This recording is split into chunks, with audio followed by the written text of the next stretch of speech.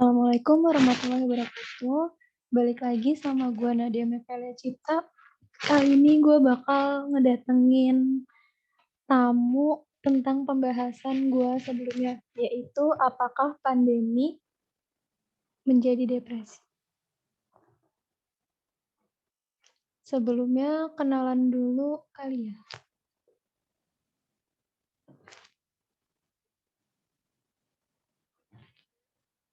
Ini biodata gue. Nama gue Nadia Mevelia Cipta. Gue mahasiswi semester 2 jurusan manajemen di Sekolah Tinggi Ilmu Ekonomi Manajemen Bisnis Indonesia. Saat ini gue juga sambil bekerja sebagai staf pendaftaran di atas Bayangkara Brimob. Untuk selanjutnya gue bakal ngedatengin bintang tamu sebentar.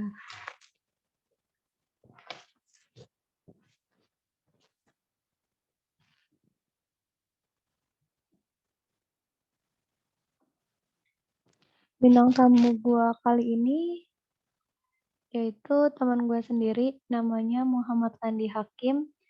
Dia mahasiswa semester 4 jurusan Teknik Informatika di UIN Syarif Hidayatullah Jakarta. Usianya 20 tahun, domisilinya di Depok.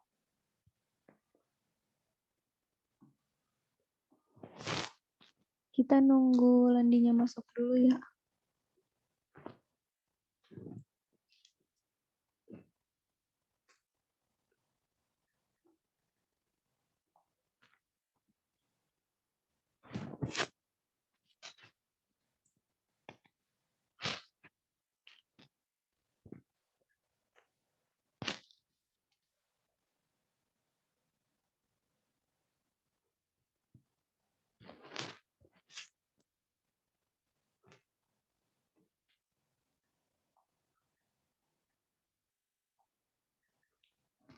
Halo Landi.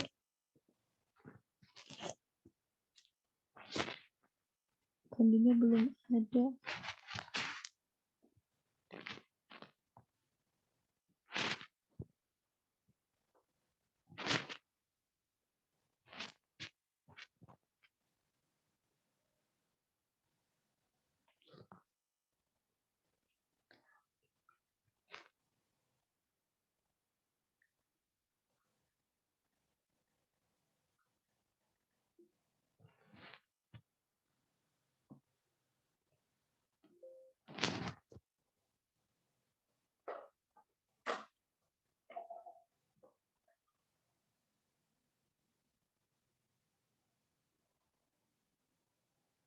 Telepon dulu kali ya.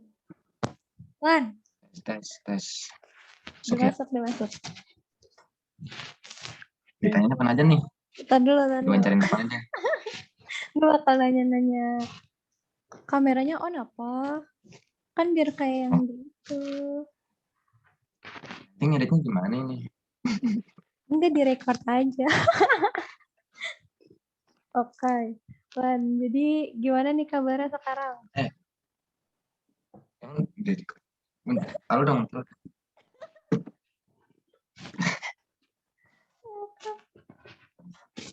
Jadi gimana kabarnya sekarang, Landi?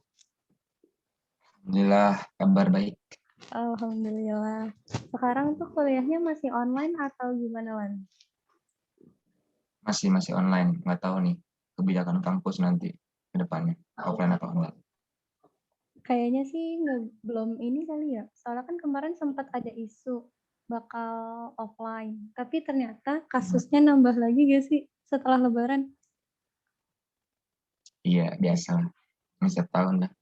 Ya tapi kayak aneh aja gak sih? Nggak kelar-kelar. Udah berapa tahun ya? Udah sampai ulang tahun malah. Anniversary 1 tahun COVID. Terus kalau misalnya lu udah divaksin belum, Lan? Belum. Belum divaksin. Kan waktu itu lu Belum. bilang, gue pernah dapat kabar lu pernah positif juga. Nah itu tuh gimana ceritanya? Sama awal-awal itu pas gue lagi latihan kader di HMI. Nah, pas saat itu malam-malamnya gue tiba-tiba kayak ngerasa gak enak badan gitu. Terus besokan gue kayak pusing, terus panas gitu, panas dingin lah, kayak demam gitulah jatuhnya. Terus udah tuh pas malam-malam meriang, pas pulang dari pelatihan itu badan lemes banget, lemes sama juga batuk kan. Tiba-tiba pas besokannya lagi, setelah berapa hari, 4 kalau nggak salah 4 hari, hilang penciuman tuh, sama hilang hilang rasa buat makan. Udah, baru udah di tes swab, hasilnya positif. Kalau lu Isolasi mandiri. dirawat apa gimana? Coba isolasi mandiri, Isolasi mandiri tetap dapat obat atau gimana, Wan? dapat obat Tetap dapat obat. dari yang dokter. Udah berapa bulan setelah lu positif, Wan? Maksudnya setelah dari positif terus negatif tuh udah berapa bulan? Udah pertama positif April, pas awal puasa. April paling udah 2 bulanan lah, sebulan 2 bulanan. Yang lu rasain apa sih kalau misalnya apakah lu dijauhin, apakah lu diasingkan dari orang-orang kayak tetangga atau apa gitu? Lu ngerasain kayak gitu gak sih? Soalnya kan pas awal COVID, orang-orang yang positif COVID kan kayak ngerasa aib gak sih karena terlalu diasingkan, padahal kan itu bukan aib kan, karena emang takdir gak sih? Udah emang gitu kan?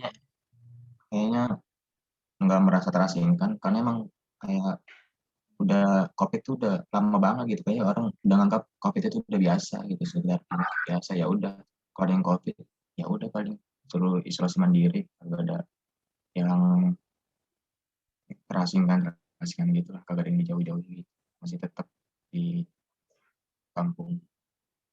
Terus kalau misalnya dari kampus lu sendiri kuliahnya ada ini gak sih, Lan, ada kesulitan gak sih selama offline ini, selama online nih? Soalnya kan lu sempat ngerasain offline juga. Kalau gue kan dari awal emang online. Kalau lu tuh gimana? Bedanya tuh apa? Kalau bedanya online sama offline tuh jauh banget emang. Kalau online tuh kayak materi yang dikasih sama dosen tuh emang kurang masuk aja gitu, kayak nggak ada ilmu yang dapet gitu. Terus kalau misalkan offline tuh kan bisa memakai fasilitas kampus kan juga tuh, bisa bertatap dengan dosen, jadinya pentransferan ilmunya dapat gitu. Kalau misalkan di offline, kalau di online tuh kurang, kayak ada butuh adaptasi lebih lama lagi buat belajar dalam jaringan ini. Kalau misalnya gue kan, ini kan gue lagi ngerjain tugas nih, tugas ekonomi. Kalau di bidang ekonomi ada kesulitan nggak sih lo selama pandemi ini? Ekonomi paling ada sih, kayak dari orang tua gajinya berkurang karena kepotong sama biaya buat COVID gitu, sama pembayaran kuliah tuh yang jadi terkendala. Dari kampusnya nggak bisa turun kalau misalkan kecuali orang yang terdampak COVID aja gitu baru turun. Kalau misalkan nggak terdampak COVID, dia nggak bakal turun gitu. Pun terdampak COVID pun kan lu sempat positif juga kan? Itu kan kalau misalnya nggak ngurus juga nggak dapat. Oh iya, ya harus ngurus juga sih. Jadi misalkan dari kerjanya minta keterangan gajinya segini, dari RT juga segini, dari RW gitu. Banyak dah ngurus-ngurusnya. Oh, intinya berarti ada kendala juga di bidang administrasinya lah ya. Iya. Kan gue lagi ngerjain tugas nih. Gue itu ngebahas tentang depresi. Gue pengen tanya dulu, depresi yang lo tahu tuh apa, Lan? Apa ya depresi? Kayak suatu uh, tekanan yang berat gitu dalam hidup, kayak ada gue harus mau ngapain lagi ya gini gitu, Kayak kayak nggak ada putus jalan asa lah intinya ya. putus asa gitu. Oke, ternyata di ekonomi itu juga ada depresi, Lan. Sebentar. Ini kan tadi profil lo. Mana ya? Nih. Jadi kali ini gue bakal ngebahas apakah pandemi ini bisa menjadi depresi. Menurut lu, iya gak sih pandemi ini bikin jadi depresi? Gue sih Iya bisa. Soalnya kan apa-apa serba terbatas ya. Jadinya kayak gitu. Jadinya kita mau ngelakuin ini dilarang, kalau ngelakuin ini dilarang. Sekarang aja berkumpul aja dilarang kan. Terus Intinya nggak kayak ada kendala untuk sosialisasi lah ya. iya. Nih, untuk data Sebenarnya sekarang udah banyak banget ternyata yang positif. Yang meninggal pun juga banyak. Kayak gue bakal ada di sini juga gak sih? Gue sama lu kayak ada di data ini deh. yang mana yang kasus Yang positif. terkonfirmasi Iya bener. Sama sembuh. sembuh Yang gitu pasti ya. sama sembuh. Alhamdulillah Tapi sembuh. vaksinasi kok kagak masuk. Kalau gue sempet divaksin. Vaksin sekali. Habis itu positif. Seminggu setelah vaksin tuh. Nah gue gak tahu apa emang imun gue yang lagi lemah. Gak nerima itu apa gimana gue gak ngerti deh. Terus Iya. nih, di dalam ekonomi, depresi itu merupakan penurunan aktivitas ekonomi yang parah dan berkepanjangan. Untuk sekarang kayak udah kelihatan kan ya, Indonesia mulai menuju ke sini gak sih kalau misalnya benar-benar nggak ditanganin atau penanganan yang nggak serius? Bisa jadi bisa resesi ekonomi. Terus Depresi kalau ekonomi, resesi misalnya ekonomi. di bidang psikologi pun depresi yang lu bilang tadi kayak tekanan, kesedihan yang tidak biasanya dan bertahan lama. Depresi nggak cuma dialami beberapa orang, tapi bisa dialami semua orang. Bahkan depresi itu kayak penyakit gak sih? Dan orang-orang Bisa. yang depresi itu kadang nggak sadar dan kadang kayak mau berobat aja tuh malu. Seharusnya itu tuh bisa ditanganin kan? Tapi karena dia itu malu atau nggak mau memperbaiki itu, bahkan kayak jadi penyakit kayak yang ke level lebih tinggi. Misal jadi stres atau yang lainnya. Jadi bunuh diri. Ih, serem banget gak sih? Terus nih, Iya. Sama. lu tau gak, ini tuh kondisi rumah sakit di tempat kerja gua. Ini Ini IGD doang loh, karena kamar perawatan lagi full, jadi ini pasien IGD doang. Lu berarti bayangin, penuh. pasien IGD kayak gitu. Bukan pasien COVID apa pasien COVID. Pasien COVID semua itu, pasien positif Oh, COVID semua.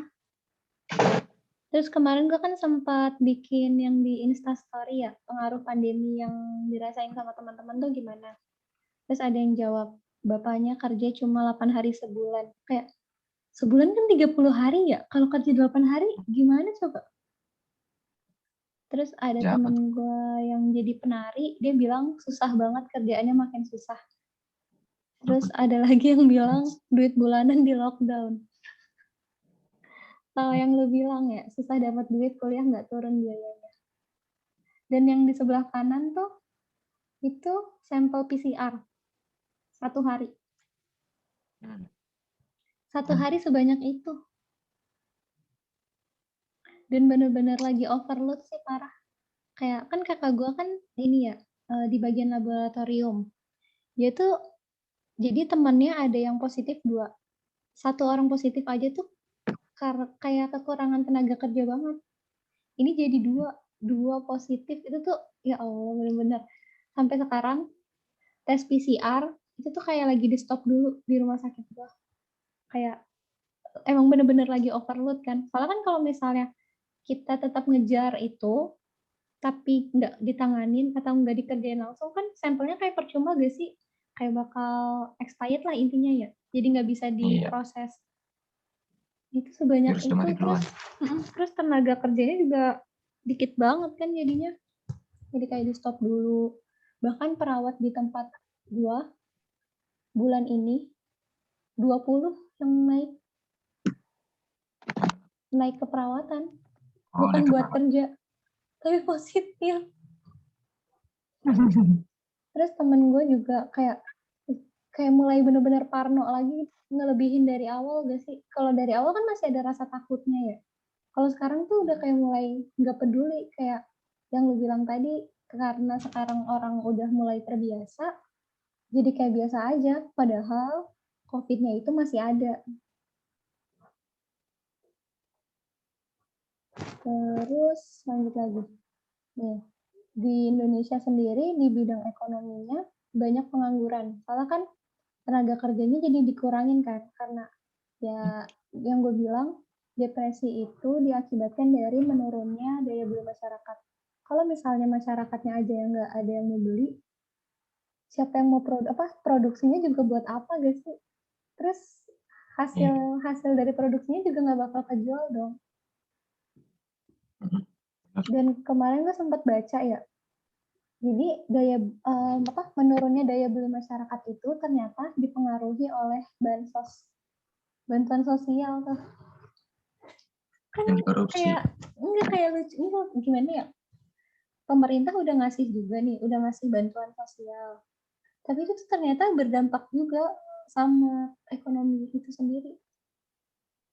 Jadi kayak semakin banyak bansos yang dikasih pemerintah, dia tuh semakin banyak juga orang yang jadi kayak nggak mau beli sesuatu gitu loh. Jadi kayak mereka tuh terlalu Oh, ketergantungan gitu.